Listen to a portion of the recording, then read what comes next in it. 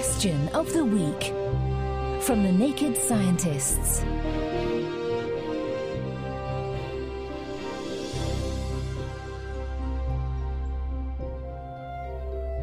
Hello and welcome to Question of the Week from the Naked Scientists with me, Dr. Hannah Critchlow.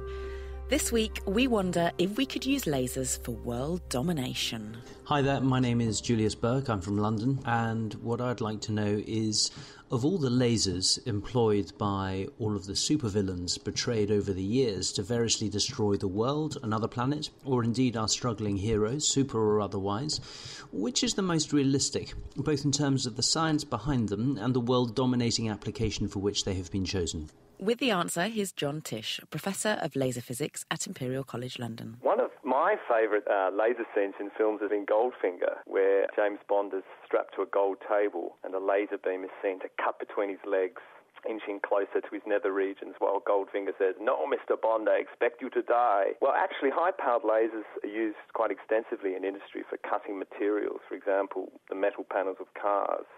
So that rather eye-watering moment is actually quite plausible. In reality, the lasers are actually focused with a lens that's quite close to the surface of the material to be cut, so as to concentrate the energy into a small region.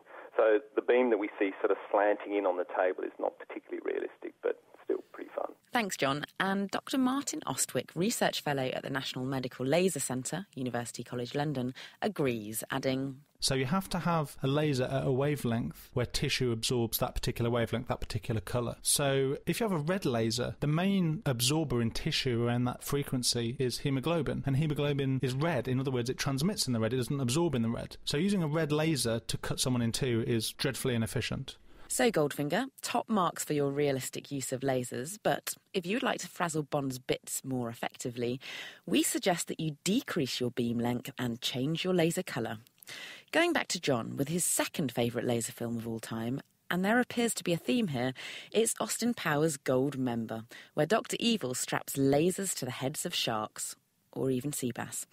John explains, "There's absolutely no reason why you couldn't make a laser waterproof, and indeed underwater lasers are used for imaging and communications. I think the real credibility issue there is the power of the lasers shown in that film. The beams that come off them are seen to demolish parts of Dr. Evil's lair. There's currently no way that you could make a high-powered laser small enough so it would fit even on a very large shark's head.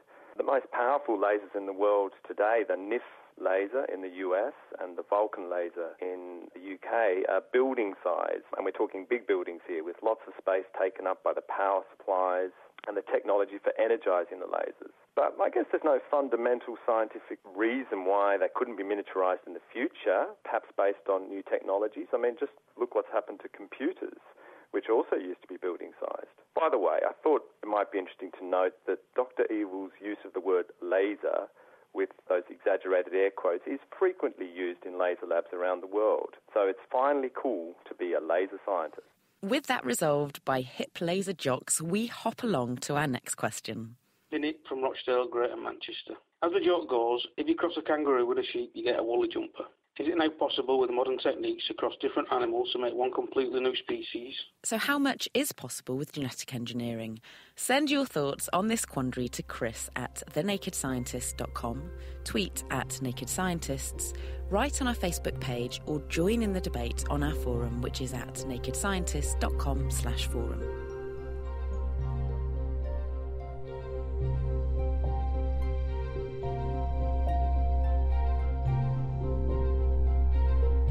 The Naked Scientist's Question of the Week, brought to you in association with the How to Wisman Foundation, supporting science and education from Alpha to Omega.